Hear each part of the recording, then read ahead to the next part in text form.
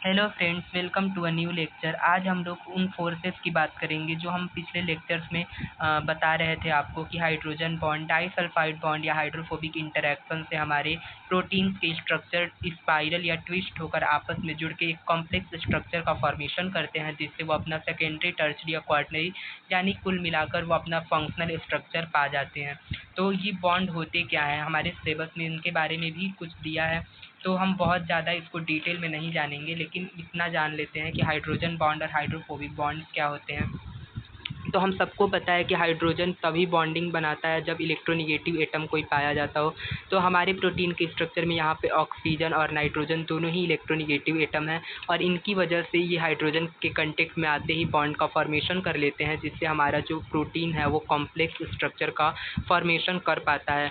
वैसे ही hydrophobic interaction भी amino acid, जो नॉन पोलर अमीनो एसिड यानी हाइड्रोफोबिक अमीनो एसिड जो होते हैं, हाइड्रोफोबिक बोले तो जो वाटर से दूर भागते हो ऐसे अमीनो एसिड, वो मुड़ कर यानी टेंड होकर एक इंटीरियर अंदर की तरफ प्रोटीन से अपना बॉन्ड बनाते हैं, जिससे वो हमारा प्रोटीन अपना कॉम्प्लेक्स स्ट्रक्चर पा लेता है।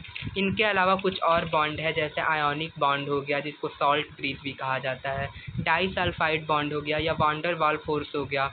इन सब से भी हमारे प्रोटीन के स्ट्रक्चर का फॉर्मेशन होता है। तो ये बहुत ज़्यादा नहीं था, आप लोग इसको अपने नोट्स में नोट डाउन कर लीजिएगा। Thank you.